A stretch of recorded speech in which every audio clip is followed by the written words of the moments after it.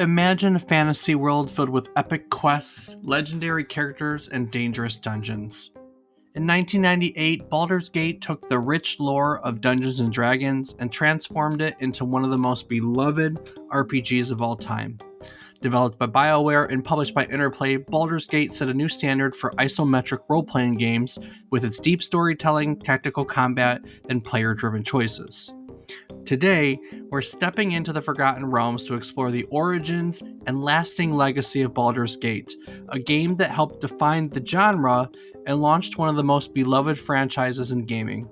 So gather your party and join us for today's adventure as we take today's trip down memory card lane.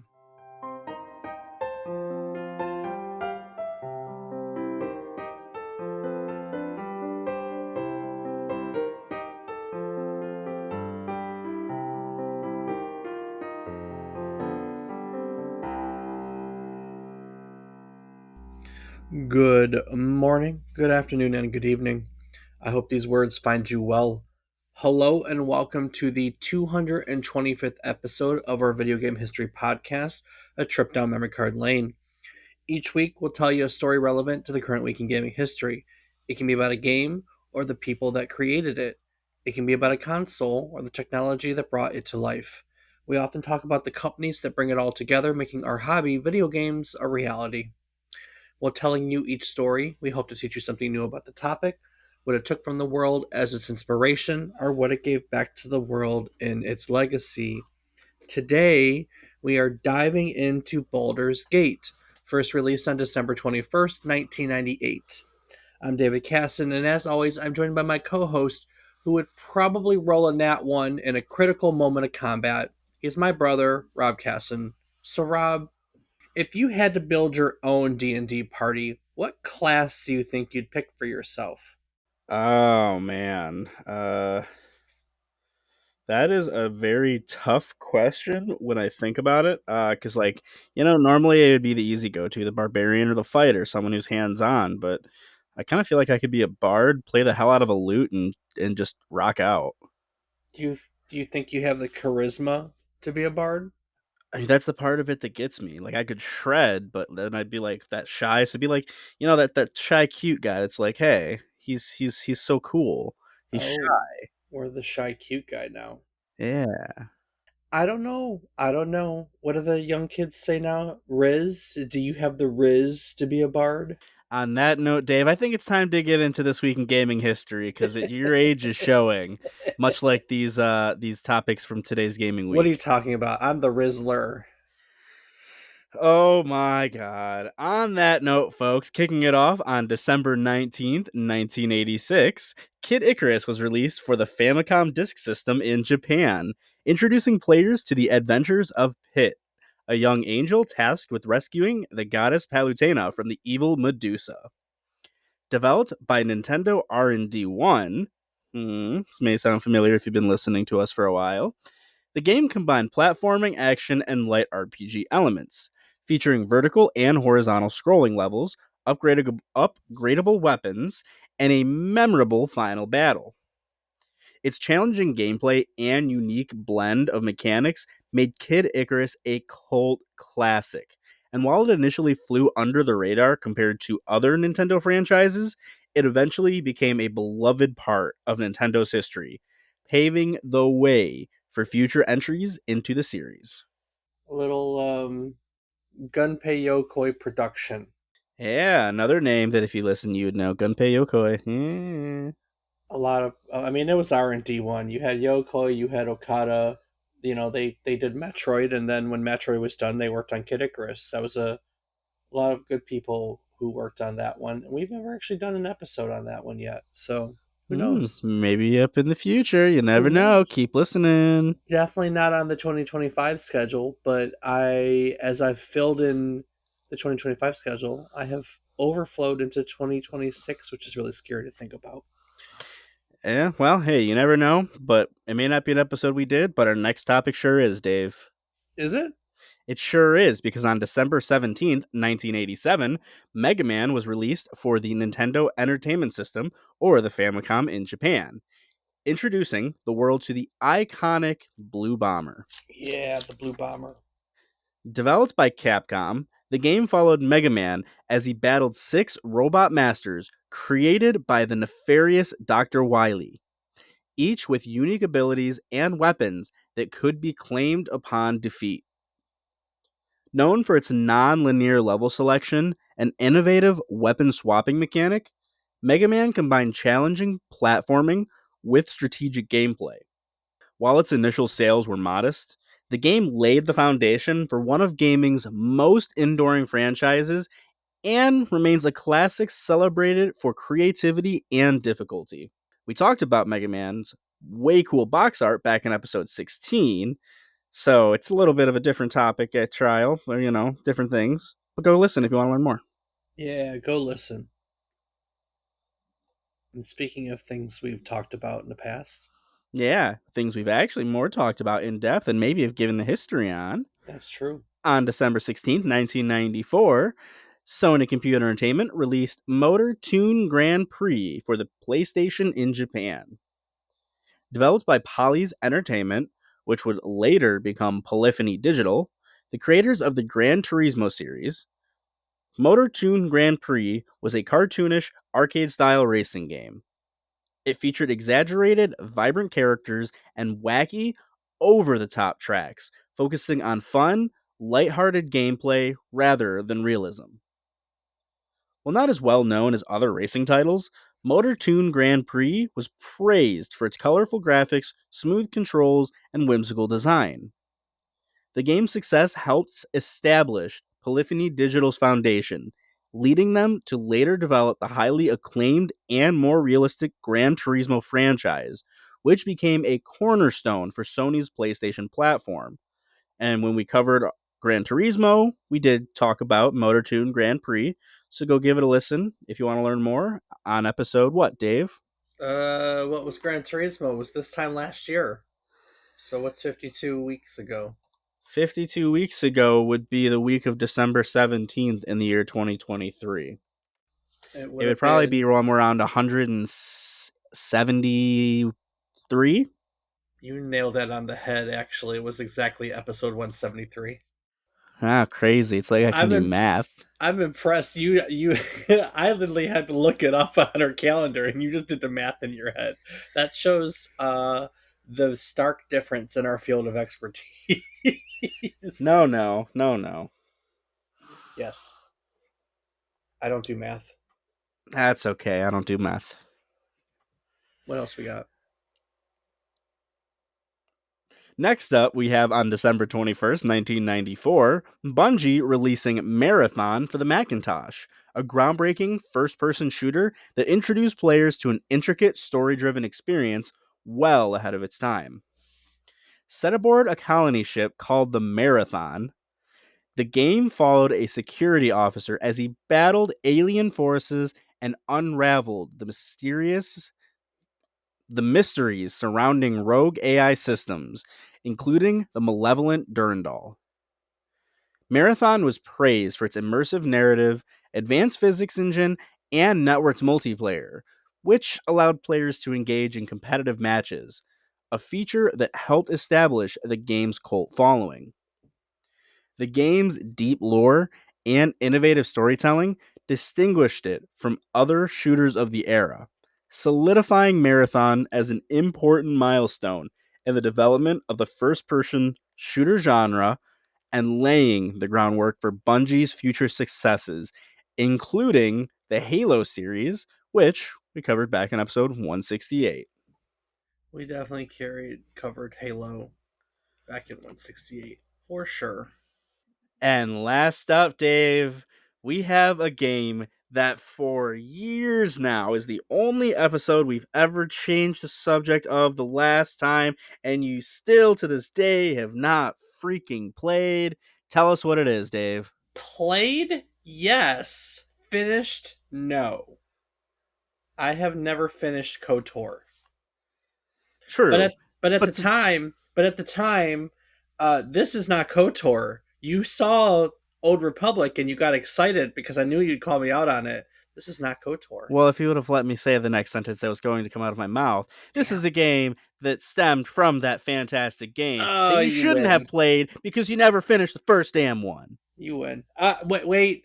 I when we did that episode, I had never even played it ever in my life. I have now started it multiple times, but never finished it through nobody's Still, fault. still.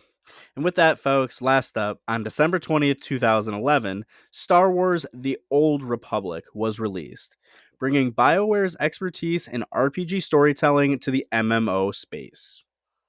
Set thousands of years before the rise of the Galactic Empire, the game allowed players to choose between iconic factions like the Galactic Republic and the Sith Empire, each with unique classes, stories, and choices that shape their character's journey. Featuring cinematic dialogue, robust multiplayer content, and a rich Star Wars universe to explore, The Old Republic was praised for its narrative depth and engaging gameplay.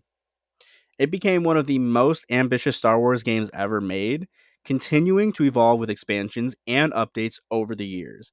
And it all stemmed from a fantastic game, Star Wars Knights of the Old Republic, that everyone needs to tell Dave to go play and finish now. Yes, maybe.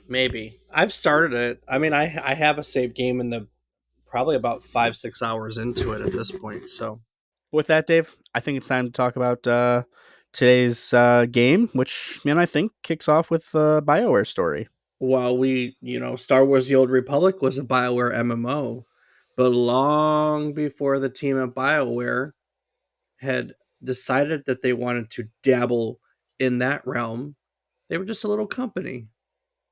We started BioWare's story in episode 169, which was on Mass Effect, also a BioWare game. And today we are going to fill in one of the periods that we kind of glanced over while telling that story. Now, if you'll recall, we'll kind of go back to the beginning and glance over it real quick. If you want to go in depth and learn more, go check out episode 169. But what we learned in that was that BioWare got a start when a pair of brothers, Trent and Brent Oster, and their best friend Marcel Zeshuk, all got into the video game industry as what was kind of a lighthearted bet. Trent was in his third year of college. Brent had just left the Canadian Armed Forces. Marcel had just graduated. He had a degree in agriculture. And for whatever reason, the three of them got together and decided they wanted to do a business together, to get through the summer. And they landed on video game developer and basically made a bet that if by the end of summer we can build a video game, we're going to become professional with a capital P, professional video game developers. So the three of them came together and they ended up making an asteroids clone. Yes, an asteroids clone that was called Blasteroids 3D. I had to think if it was a asteroids or a what's the block bricking game that we've covered in the past. I The can't think. block bricking Yeah, where game. you have the Yeah, ball you that roll. goes to bottom and it breaks the Yeah, block. I know. I was trying to think it out as I talked, but I can't think. It's Yeah, not Pong. no, that's I okay. know. So Yeah, whatever that one is. yeah. So they got together and they made Blasteroids 3D, and it wasn't great, but they achieved their goal. They built a video game, and so that was the bet. They were now professional with a capital P, might I add. That's the way the quote goes. Video game developers. They managed to meet a few more talented people through Marcel's cousin Greg. Greg had known a few guys in medical school, and these two gentlemen ended up creating a patient simulator, a gastroenterology patient simulator, when they were in medical school. So they had some programming experience. And these six men, the Osters, the Marsh, the Zeshuks, and they're for the doctors, Yip and Augustine, and I can't think of all their names. I'm pulling this out of my memory right now because I wasn't going to do it this in depth. They pulled all the resources together, and they ended up founding a little company called BioWare. Now, the first game in BioWare's library, proper library, after the pre BioWare Blasteroids and Gastroenterology Simulator, was a mech simulator called Shattered Steel.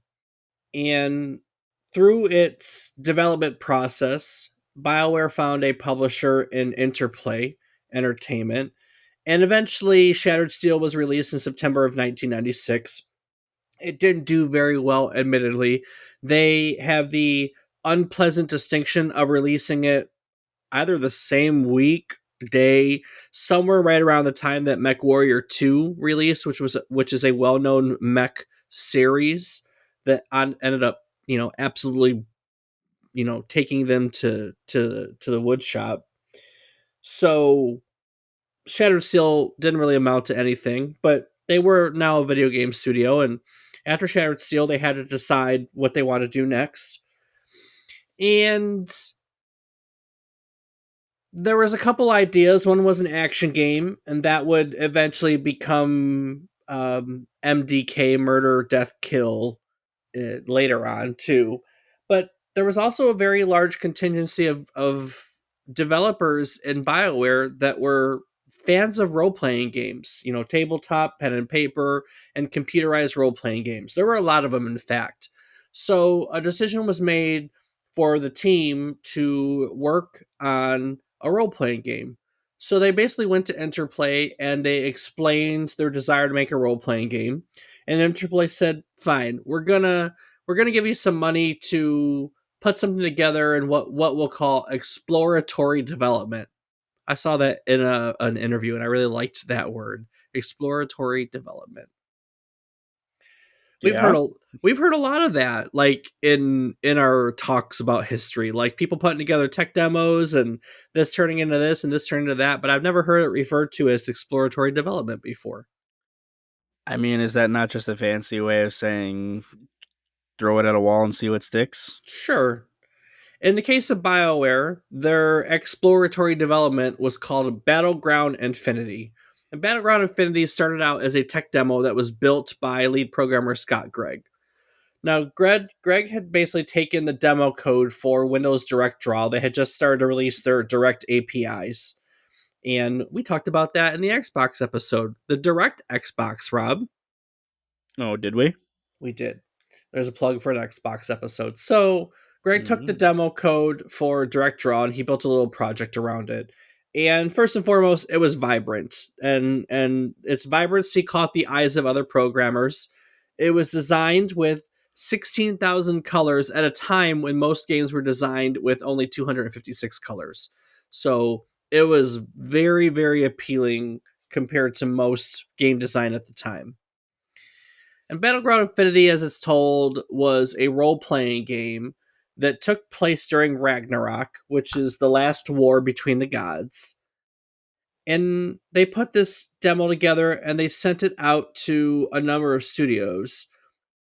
But first go around, everyone passed on it, probably because, as one of the founders, Trent Oster, put it, it was horrible. All you could do in the demo was walk around, he said. You could click over an enemy and go smite. It would shoot a little ball of fire and they would die. There was not much of a game there, but it showed off the technical approach that we wanted to take. I know I talked about that in the Mass Effect episode. That's, the second time I've used that quote, but it's a good one. It applies here because it's relevant today. It sounds relevant, Dave. Very. Oster also pointed out that Western RPGs were a hard sell in the mid 90s. He added there was a period where everyone was convinced that Western RPGs were dead. There was the Pool of Radiance line, old Gold Box games, the Dragonlance titles. Then it just felt like nobody wanted to buy that anymore. Everyone that we talked to about doing an RPG was like, RPGs are dead, man. So we went against the crowd on that one. At the time, as I said, BioWare was publishing titles through Interplay software, right? And in the halls of Interplay, so to speak, was another development studio called Black Isle Studios. And Black Isle Studios was renowned because many of its employees came from the team that created the Fallout series. A lot of people worked on Fallout 1 and Fallout 2. Now, Black Isle is often given credit for creating the Fallout series because so many of the employees worked on it, but it actually like that's weird to me because Black IO came from people who left those studios to do their own thing. It wasn't like if you look at the development and publishment of Fallout, it's not a Black IO game, but they get credited as the creation of it because most of the studio were people who did literally create the Fallout series. So the head of Black Isle asked to see the Infinity demo. He had, word had gotten around from it. And after seeing it, he acknowledged the potential that the demo had if it was paired alongside the Dungeons and Dragon license that Interplay had just picked up. You see, Interplay had just bought the D&D license from Strategic Simulations Incorporated, who had it prior and was making what we call the gold box titles, because that's the type of box they were in. And so the Black Isle studio had Fergus basically saw that this tech demo could be cool if you turn it into a Dungeons and Dragons game. So with that in mind, the team at BioWare basically had to decide where to set their new role playing game. They knew it was going to be in the D&D canon, but if you know Dungeons and Dragons, heck, if you don't know if you don't know Dungeons and Dragons, what you do need to know is that at this point, it had been around since the 70s. We're talking 90s, so 20 some years. And the depth of material available in it was just deep. Like you could pull from so many different places in the world of Dungeons and Dragons. And like I said, there were a lot of fans of role playing games in the studio. The studio founders were fans, a lot of the people were fans, but there was one person, a newish designer named James Oler, who was absolutely fervent about the tabletop game. In 1995, he was literally just a fresh-faced Dungeons and Dragons fan just getting his start in the industry. In an interview, he said there were these three doctors who had started a video games company and were looking for people to work for them for, I'd like to say, peanuts. Scott had his engine, and there were six of us joining, a group of friends from Grand Prairie. I kind of like to think that we doubled the company. D&D had been a part of my life since I was 11 years old, so this game was the chance for me to present what I thought would be a great D&D style RPG. So Older was basically asked, where do we set a new D&D game? And the answer was immediate. There were no other options he threw out there. He was like, Forgotten Realms. The most famous setting, why would we go anywhere else? And so it was decided that they were going to make a Dungeons and Dragons style role playing game set in the Forgotten Realms. Now, I mean, there is a Forgotten Realms obviously area in D&D. There's a ton of material in Forgotten Realms. You can play in Forgotten Realms. I, as a young adult, had a whole book series on literally called the Forgotten Realms. It was the D&D book series. So it is an incredibly well known, you know, place in the Dungeons and Dragons universe. Now, at this point, really, they had only done Shattered Steel as a complete studio. They had done Blastoids, if you want to count it. So technically, this was still a studio that had very, very little experience developing games in the middle of things. Like Oler had just, commented in his interview. He had just come in and literally like doubled the company the amount of people working there with he and his six friends. And lots of people were just being hired into the studio at the time. They were fresh faced, just like Oler, as the game came together. In fact, it's said that of the 60 or so people that ended up working on Baldur's Gate by the end, for most of that team, this was their first game in the video game industry. My first week at BioWare was the Shattered Steel launch party, says Luke Christiansen, writer and narrative designer on BioWare on Baldur's Gate, our topic today. It had started as a pitch for an original fantasy game. As I heard it, they took the pitch to Interplay and said, we like D&D, so it's similar to that. Also joining BioWare at the time was artist Dean Anderson, also a fan of D&D. When I was about 10 years old, he said, I started collecting all the different D&D modules, maps, and books. I didn't have a firm grasp on how to play the game. I just loved the art and fantasy of the reference books. He said that the chance to combine this with another one of his passions, video games, was quite something for Anderson. To say that I was very excited to work on a D&D video game would be a drastic understatement, he stated. The opportunity to marry my two favorite passions into one focused endeavor and get paid for it? Whew. So Anderson's job was to focus on the world and the environment, which included like the scale and the scope of the world, right, Rob? Sure. And so we said, I remember when we plotted out the total world map, its dungeons, and its interiors.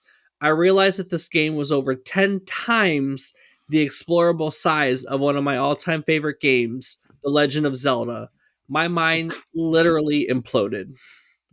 God damn, that's big.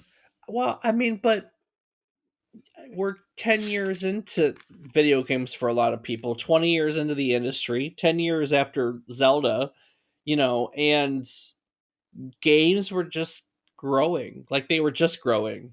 Like that we've talked about this is mid 90s. We've talked about the mid 90s were a very fast growing time for the video game industry. And we mostly have had that conversation on graphics lately because, we got into 3D graphics and polygon graphics in the mid 90s. But in the past, we've also talked about how CD-ROM and multimedia came about in the 90s. We've talked about how the internet came about into people's homes in the 90s. Like the 90s were a time that things were changing so fast and so they were awesome. Like it was so cool the things that we were doing. No, I'm that I mean it. That's a pretty big game when you consider Yeah. all of that. Which it's just crazy to think. D Now, and D in a large I area. I know. It was pretty awesome. Now, for Christiansen, the early stages of development for him were all about establishing style and tone.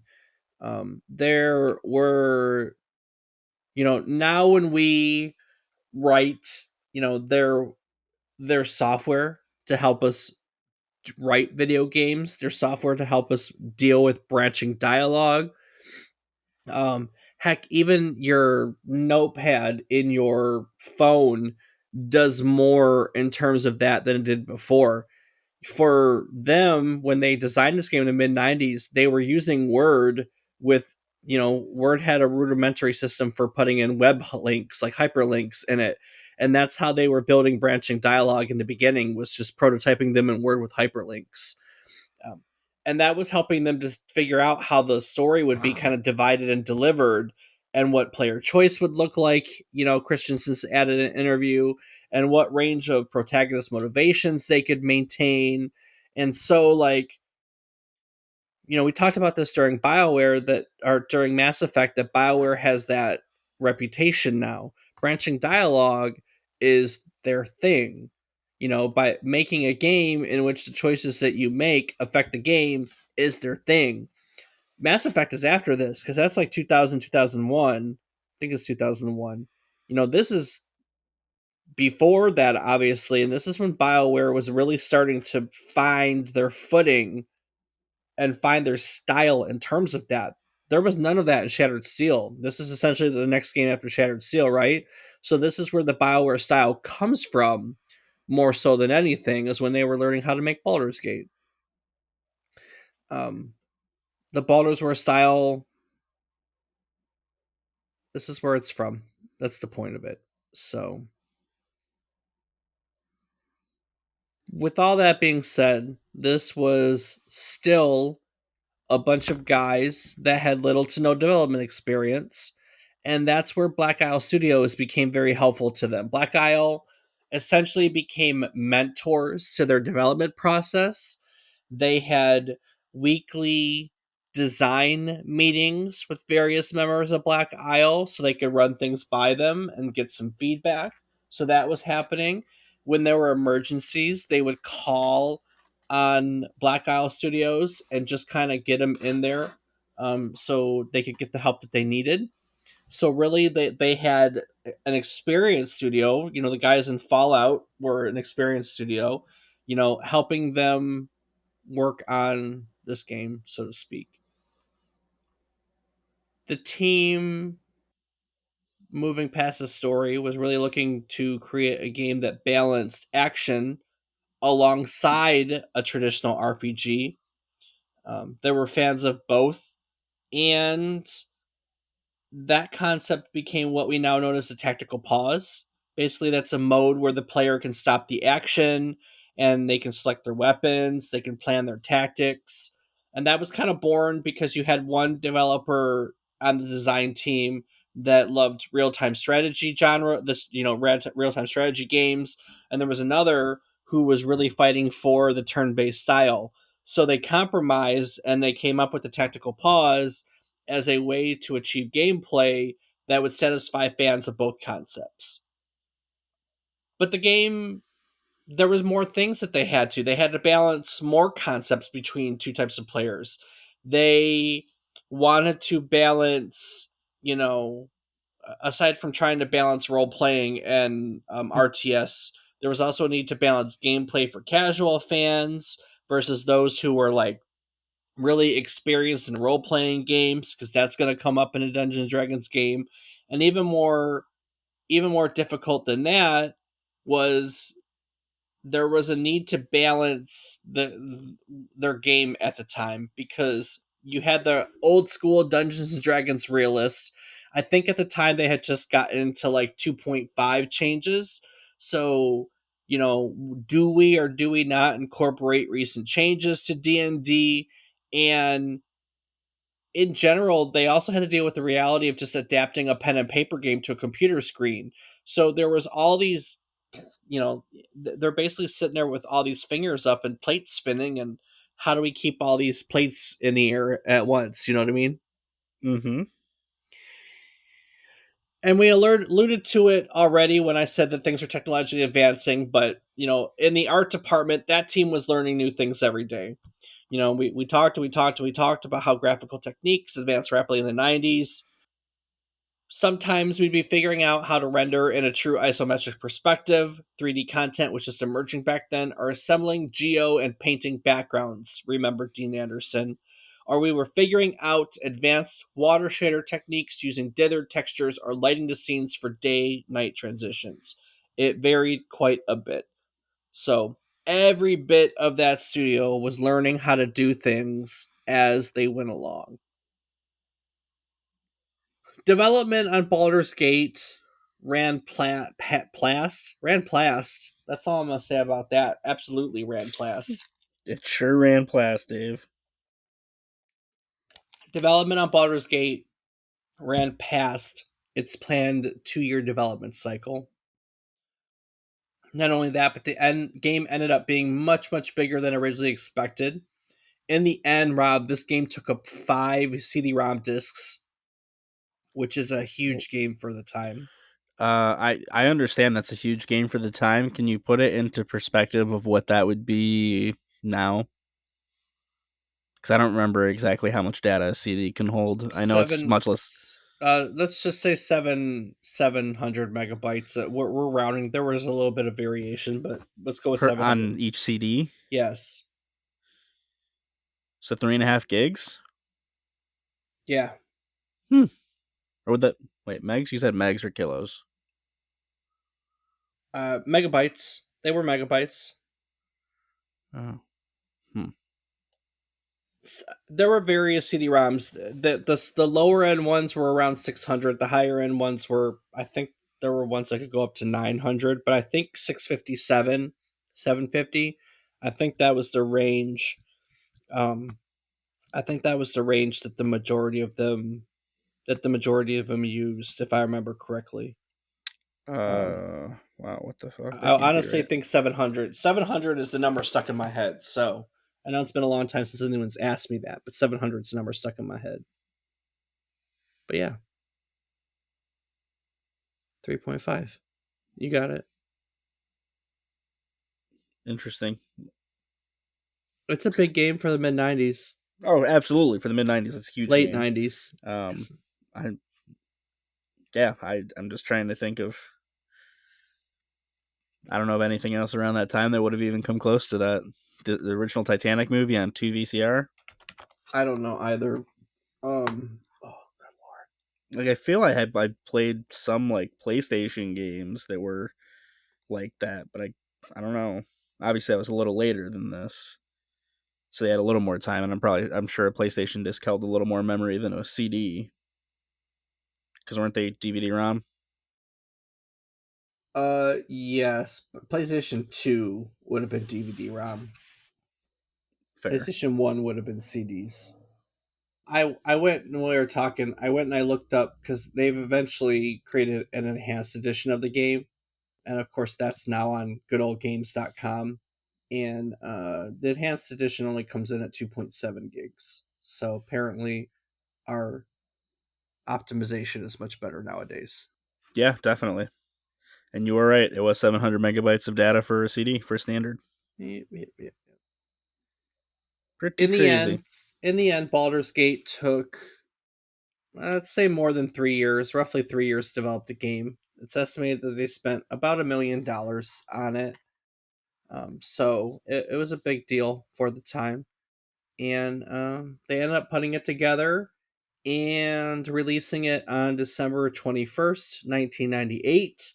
So it was on that day that Dungeons and Dragons fans were finally able to explore the Forgotten Realms. You know, Rob, exploring the rich world of Baldur's Gate reminds me of how deep and immersive storytelling can be. But these days, you don't need a legendary RPG to tell your own story. Starting a podcast can be just as exciting. That's true. But setting up a podcast sounds about as complicated as navigating the Sword Coast. Where do you even start? Well, that's where Zencaster comes in. Zencaster is an all in one podcasting platform that makes it incredibly easy to record high quality audio and video all from your web browser. There's no need for complicated setups or expensive equipment. Just log in, hit record, and you're ready to go. So I can start recording my podcast about my favorite RPGs without needing a whole team of adventurers to back me up? Exactly. The Zencaster's post production tools will make sure you sound like a pro. It automatically removes background noise, balances your audio levels, and even edits out those awkward silences or filler words like and ah. It's like having your own bard to polish up your performance. Well, that sounds perfect for a bard like me. But Mm-hmm. once I've recorded, how do I get the podcast out there for everyone to hear? Well, that's the best part. Zencaster helps you distribute your podcasts to all the major platforms like Spotify, Apple Podcasts, and more. It's never been easier to share your voice with the world and build an audience. Looks like starting a podcast isn't as tough as I thought. How can our listeners get started?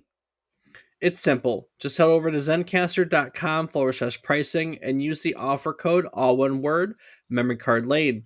You'll get 30% off your first month of any Zencaster paid plan.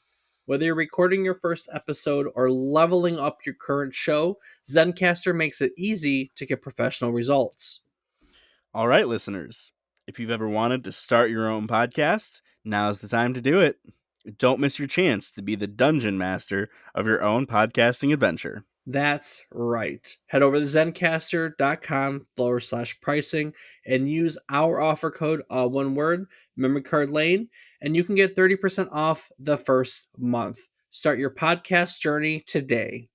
All right, let's get back to the epic quests of Baldur's Gate. All So, right. Dave, you said they spent about $1 million putting it together, right? They spent about $1 million putting it together for sure. Yes. So, how did it do? Well, in order to recuperate their $1 million, they had set a goal of about 200,000 units. That is what they were shooting for.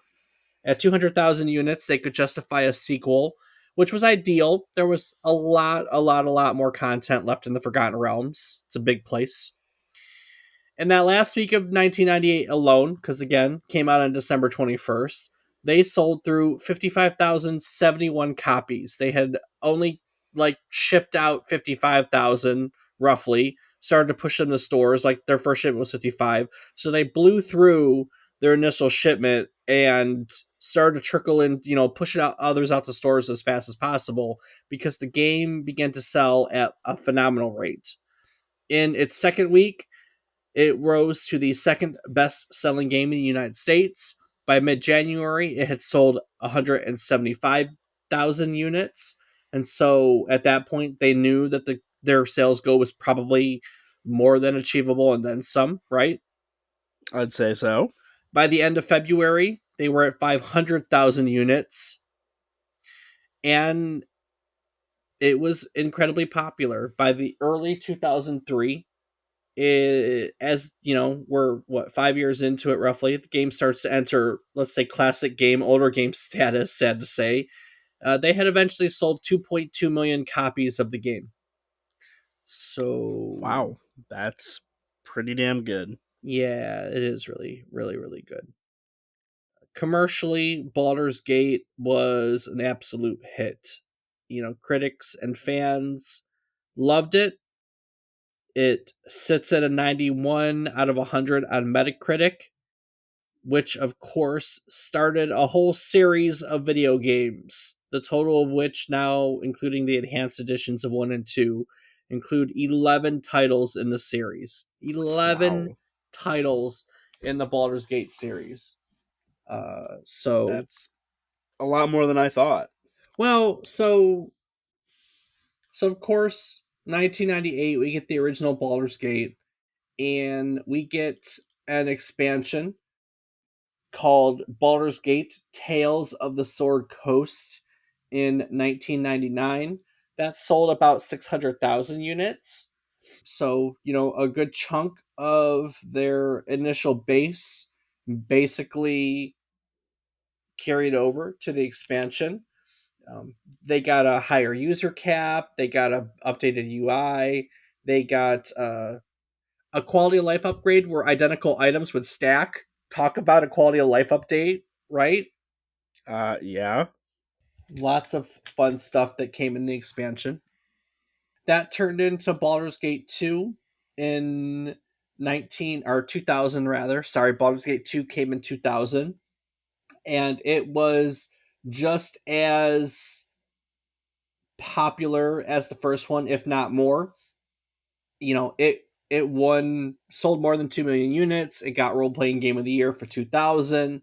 It just kind of took off. People love it. Got tons of awards, got lots of money.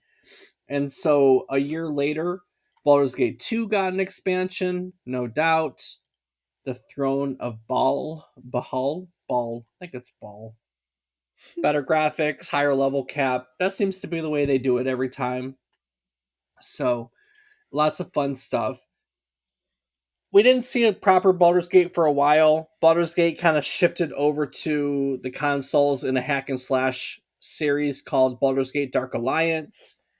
Dark Alliance was 2001. Dark Alliance 2 was 2004.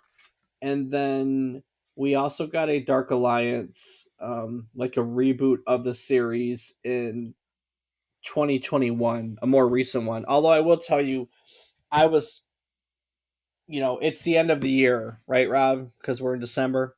Yeah, that would be correct. And so all the social media likes to show me end of year wrap ups are the and those Yep. and those always include like best games of the year, but unfortunately they also include worst games of each year. And so I was watching a video earlier today which had their worst games from 2001 to 2021 or some whatever, and that version of Dark Alliance was their worst game for that year. So Nice. not everyone is a fan of, well, I mean, the old Dark Alliances did okay, but apparently that new one was trash. Don't know, never played any of them. About 2012, a company took Baldur's Gate and they did remastered it, and that's called Baldur's Gate Enhanced Edition. That's the one that you can find on Glow Games right now to go and play. That's 2.7 gigs. It's only $6.99 right now if you'd like to play any of these originals. Well worth $7. According to the ad, there are more than 75 hours of gameplay in the original and the expansion because the enhanced has all of them together, you know? So, Damn, that's impressive. and Rob, it's co op, Ooh. I think. Online co op? I don't know. It just says co op in the whatchamacallit. I'm assuming cross platform multiplayer is supported. Well, there you go. Neat. So we got enhanced edition of number one, and then we got an enhanced edition of Baldur's Gate 2 in 2013. So basically, all the quality of life stuff that they put on, the first game, they went and they put on the second game. No surprise there. Let me see. Is the enhanced edition number two? Oh, look at that. The second one is cheaper than the first one. It's only $5.99 for the enhanced edition of Baldur's Gate 2. No excuses. That's like $11 or $12 for both of them. Go play them. Funny enough, Baldur's Gate, the original, the enhanced edition, got an expansion. Oh, did it now? Which is kind of funny to me that instead of going into new stuff, someone took a bunch of content, you know, over 10 years after the game is released, someone makes original content for the Baldur's Gate series, for the Baldur's Gate Enhanced Edition. It was an expansion called Siege of Dragonspear, and it was a kind of a like a in between one and two. But that's just really funny to me that I mean, of all the things, we're not going to make a new game. We're going to make an expansion to the old game. And that came out in 2016. Now, if you're into gaming nowadays, you know that they made Baldur's Gate 3. Baldur's Gate 3 came out in August of 2023. Baldur's Gate 3 was celebrated for 2023. It took a lot of the Game of the Year awards for 2023. It's rated a 96 out of 100 on Metacritic. It is, in recent years, one of the absolute best video games. It's one of the best video games made in the last 5 years, easily. So, have you played it yet, Rob? I surprisingly have not yet, Dave. That's okay. That's all right. I did wait to buy it because I wanted to wait for it to go on sale, and then it was gifted to me, and I have it downloaded. I just have yet to play, especially with the drop of leagues on RuneScape. That has been consuming my life lately. Well, So, when you do want to get around to it, let me know because I still haven't finished, and I wouldn't mind starting a multiplayer run. So, all right. Well, I'll let you and the person who purchased it for me let know. But yeah, leagues, RuneScape, best it's all best time to right. play it. You know where I've been spending all my time. True. So Baldur's Gate is an important title. Not only was the first one celebrated, and then the second and the third one took Game of the Year awards. So there's some of the best video games of the year. But the first one, there was that little quote in there from Oster where he said, people told us that Western RPGs were dead. We had the Dragonlance series and the Gold Box series, and people told us RPGs were dead, and that was largely true at the time. There were not Western studios making RPGs by that point. That's not to say role playing was dead, because we're talking 1998. 1997 was Final Fantasy VII, or 96 or 7, 8. I never get the year right, but it was that same time period. So you had the Final Fantasies and the Dragon Warriors, and I mean, there were a lot of role playing game series. They just weren't coming out of Western studios at the time, which is kind of crazy because so much of the role playing genre on both sides of the pond owe themselves to Dungeons and Dragons. So, kind of crazy. But we're in this time where there's just Western RPGs aren't doing very well, and Baldur's Gate, I'm not going to say rescued it from the brink, because there would probably always have been a game that had done it. But this revitalized the Western RPG industry at a time when it was largely dead. It is very important. This game is frequently on many lists of greatest games of all time, with good reason, because not only is it historically significant, but it is an excellent game. It is an excellent game, the likes of which does not go out of style. The gameplay does not go out of style. Baldur's Gate 3 is the same as Baldur's Gate 1 because you can't change Dungeons and Dragons that much. you can just make it look prettier and make it more complex, which is what they did. But I guess that's the point I want to leave with y'all, that from the legacy standpoint, Baldur's Gate, maybe not the most popular game series, but incredibly important for Western role playing studios. Just and not only did it rescue that genre, so to speak, from the brink, but there are a lot of Western developers who work in role playing games that will tell you this was it for them. Like they spent a lot of time on this.